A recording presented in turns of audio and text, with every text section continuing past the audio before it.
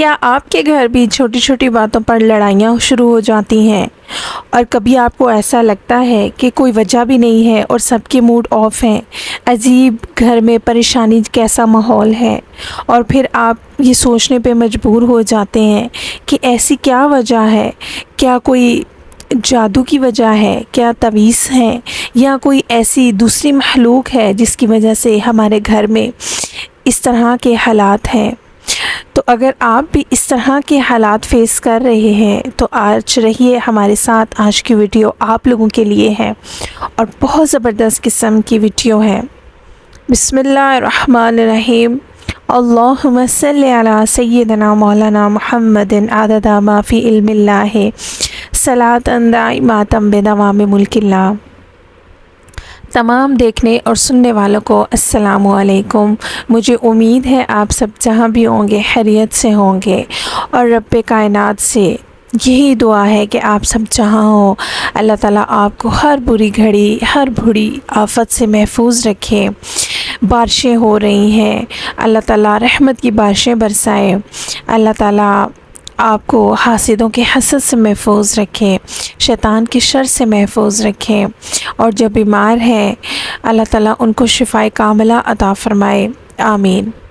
محترم ناظرین، کبھی ہمیں لگتا ہے کہ کسی دوسری مخلوق کی وجہ سے یا جادو ٹونے کی وجہ سے گھر والے آپس میں بغیر کسی وجہ سے لڑنا شروع کر دیتے ہیں، اور کبھی ایسا بھی ہوتا ہے کہ گھر میں کوئی بات ہوتی ہی نہیں لڑائی جھگڑے کی، لیکن سب کے موڈ آف ہوتے ہیں، کوئی ایک دوسرے سے بات نہیں کر رہا ہوتا، عجیب ایک پریشانی اور ڈپریشن والا گھر میں ماحول بن جاتا ہے۔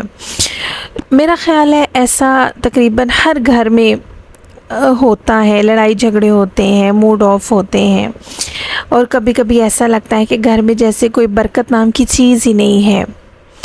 تو ایسے جب معاملات ہوتے ہیں تو ہر کوئی پریشان ہو جاتا ہے، اسپیشلی خواتین کی بات کی جائے تو وہ اپنے گھر کے ماحول کو لے کے بہت زیادہ پریشان ہو جاتی ہیں۔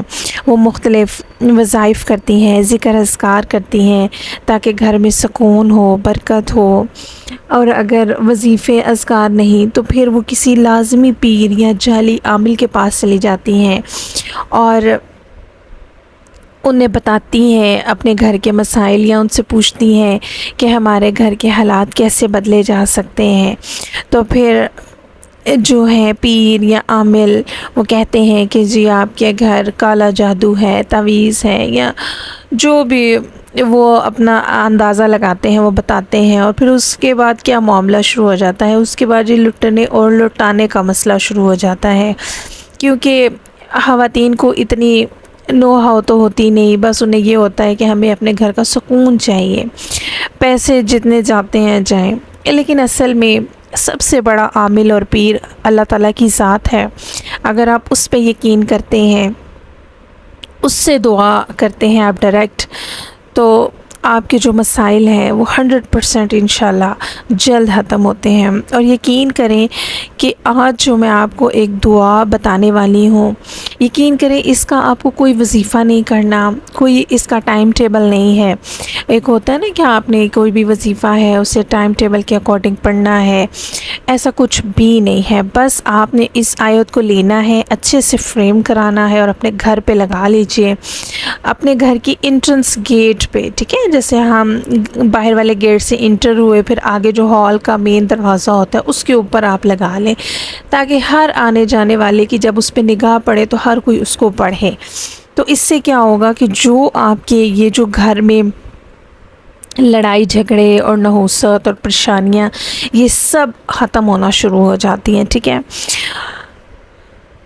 اور میں یقین کریں، میں قسم کھا کے کہہ سکتی ہوں کہ جب آپ یہ آیت گھر میں لکھ کے لگا لیں گے تو پھر اس کے بعد نہ تو آپ کو کسی عامل کے پاس جانے کی ضرورت رہے گی، نہ کسی پیر کے پاس جانے کی ضرورت رہے گی، اور نہ کسی مزار پہ جانے کی ضرورت رہے گی، ٹھیک ہے نا؟ بس آپ نے اس آیت کو یاد کر لیجئے اور گھر پہ لگا لیجئے، اور یہ آیت آپ کے سامنے آ رہی ہے، ٹھیک ہے؟ اس کو آپ نے اچھے سے پڑھ لینا ہے اور اس کا اچھے سے فریم کرا لیجئے، اسے اپنے گھر لگائیے، ٹھیک ہے؟ اور پھر سب سے ایک دفعہ یہ کہہ دیجئے کہ آتے جاتے صبح کے ٹائم جب اس پہ نگاہ پڑے تو اسے آپ نے ایک دفعہ پڑھنا ہے، ٹھیک ہے؟ رات کو سونے سے پہلے آپ پڑھ لیجئے آتے جاتے. مطلب مقصد یہ ہے اس آیت کو لگانے کا کہ جب بھی آپ کی نگاہ ان آیات پہ پڑے تو آپ انہیں پڑھیں، اور اس میں کوئی شک نہیں کہ اگر ہم ان آیات کو پڑھیں تو ہمیں فائدہ ہی حاصل ہوتا ہے. اور ان آیات کی ایسی برکات ہیں کہ اگر آپ نہیں بھی پڑھتے تو اللہ تعالیٰ ویسے ہی کرم کر دیتا ہے. ویڈیو کو لائک سبسکرائب ضرور کر دیا کریں، اگر نہ بھی کریں تو کوئی بات نہیں، کیونکہ میرا مقصد صرف آپ تک اچھی بات پہنچانا جس سے آپ کو فائدہ ہو، اور یہ صدقہ جاریہ ہے.